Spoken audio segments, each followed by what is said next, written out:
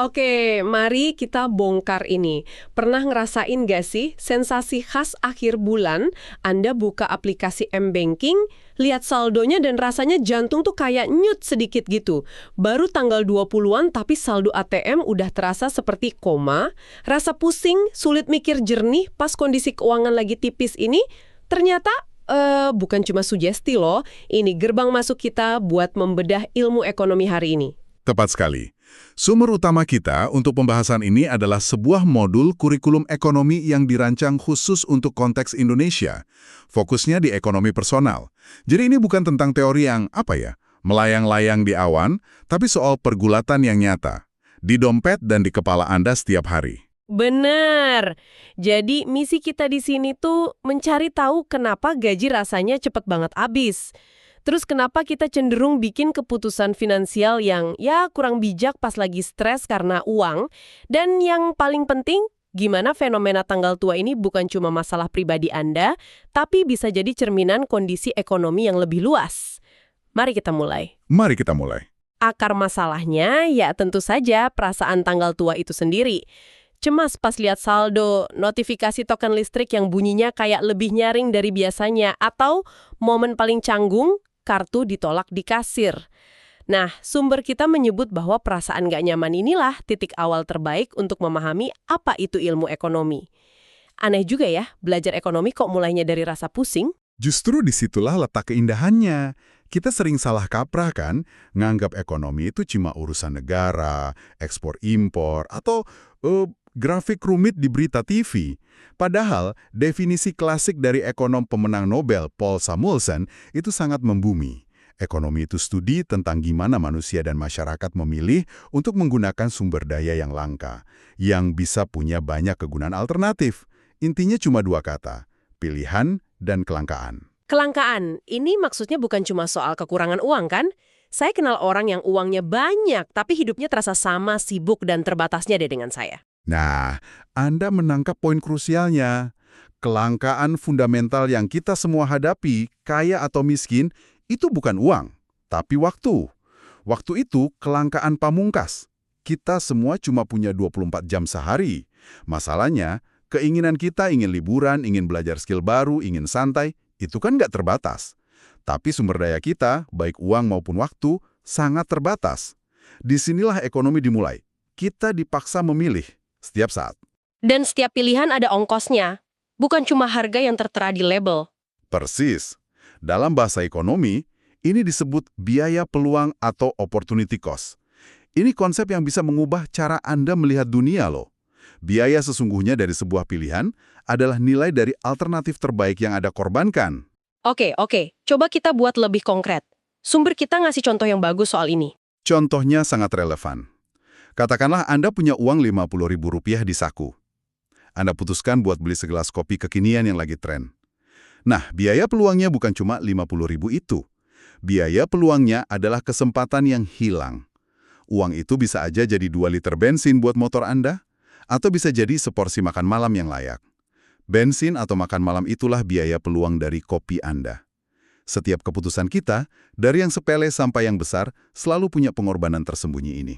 Saya jadi kepikiran deh, konsep biaya peluang ini kan berlaku buat pilihan konsumsi, kayak beli kopi tadi. Tapi gimana dengan pilihan yang lebih besar, misalnya pilihan pekerjaan?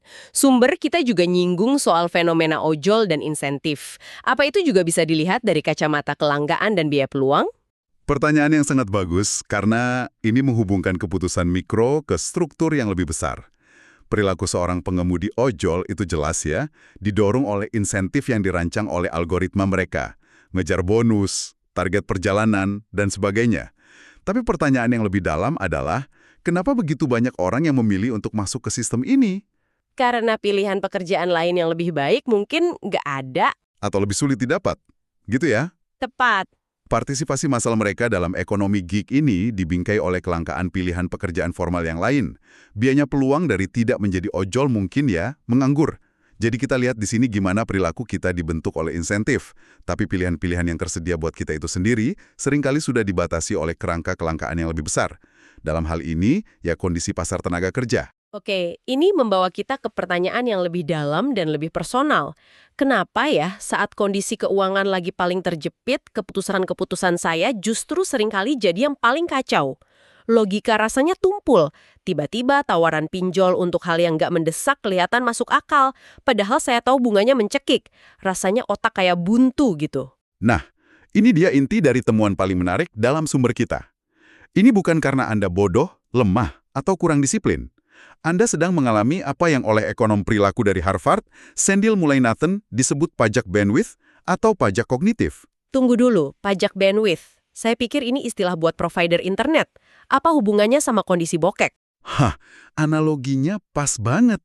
Bayangkan, kapasitas mental Anda, kemampuan buat fokus, nahan godaan, merencanakan masa depan, itu seperti bandwidth internet. Kapasitasnya terbatas. Nah, kelangkaan, terutama stres karena kekurangan uang, itu menyita sebagian besar dari bandwidth mental Anda. Saat otak Anda terus-terusan sibuk di latar belakang mikirin, besok makan apa, gimana bayar kos, cukup nggak ya uang ini sampai gajian, kapasitas buat fungsi eksekutif lainnya, kayak mikir jangka panjang atau ngitung bunga pinjol yang rumit, itu bakal anjlok. Oh, jadi otak saya kayak kehabisan kuota buat berpikir rasional gitu ya? Persis. Ini menyebabkan fenomena yang disebut tunnel vision atau pandangan terowongan. Fokus Anda menyempit hanya pada masalah paling mendesak di depan mata. Gimana caranya bertahan hari ini? Konsekuensi jangka panjang, kayak jeratan utang, itu jadi kabur. Mulai Nathan sendiri pernah cerita, dia, seorang profesor ekonomi, pernah lupa jemput anaknya di sekolah karena otaknya terlalu penuh mikirin deadline riset. Kelangkaan waktu punya efek yang sama persis dengan kelangkaan uang. Oke, saya paham soal pajak bandwidth. Tapi bukannya ini kedengeran kayak kita lagi nyari alasan buat lepas dari tanggung jawab pribadi ya? Pasti ada pendengar yang mikir, ya tapi kan pada akhirnya itu pilihan saya sendiri buat tergiur pinjol. Itu keberatan yang sangat valid dan penting untuk dibahas. Ini bukan tentang menghilangkan tanggung jawab pribadi, tapi tentang memahami konteks di mana pilihan itu dibuat. Bayangkan Anda diminta menyelesaikan soal matematika yang sulit. Anda mungkin bisa melakukannya saat kondisi tenang. Sekarang, coba selesaikan soal yang sama sambil ada orang yang teriak di telinga Anda. Kemampuan Anda pasti menurun drastis, kan? Nah, stres finansial itu seperti teriakan konstan di telinga Anda. Jadi ini bukan soal karakter Anda yang lemah, tapi soal beban kognitif yang begitu berat, sehingga membuat pilihan yang baik jadi jauh lebih sulit. Wow, analogi itu kena banget. Kalau teori pajak bandwidth ini benar, kita seharusnya lihat dampaknya dalam skala besar di data ekonomi real kan? Apa ada bukti nyata di Indonesia kalau orang-orang benar-benar di bawah tekanan kognitif seperti ini? Sangat nyata, dan bukan lagi sekedar anekdot. Fenomena makan tabungan atau mantap yang dibahas dalam sumber kita adalah buktinya. Data dari Lembaga Penjamin Simpanan (LPS) yang dianalisis oleh ekonom Yanuar Rizky nunjukin tren yang cukup mengkhawatirkan. Porsi tabungan dengan nominal di bawah 100 juta itu terus menurun. Ini adalah bukti empiris bahwa kelas menengah ke bawah di Indonesia sedang berada di bawah tekanan hebat. Pendapatan mereka nggak lagi cukup buat nutup pengeluaran, jadi tabungan yang jadi korban. Tepat. Pendapatan habis cuma buat konsumsi kebutuhan sehari-hari. Dan apa yang terjadi setelah tabungan habis? Disinilah pajak bandwidth benar-benar menunjukkan dampaknya. Orang mulai cari jalan keluar jangka pendek. Data lain menunjukkan adanya kenaikan kredit macet atau non-performing loan pada layanan pinjol dan kartu kredit. Ini sinyal bahaya bahwa banyak rumah tangga udah mentok. Mereka terpaksa melakukan gali lubang tutup lubang untuk bertahan hidup. Sebuah keputusan yang mereka tahu buruk dalam jangka panjang, tapi terasa sebagai satu-satunya pilihan dalam pandangan terowongan mereka.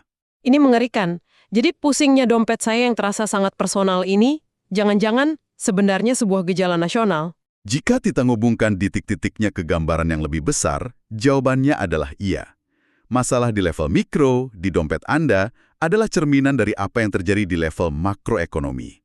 Lihat saja data penjualan retail yang juga disinggung di sumber kita.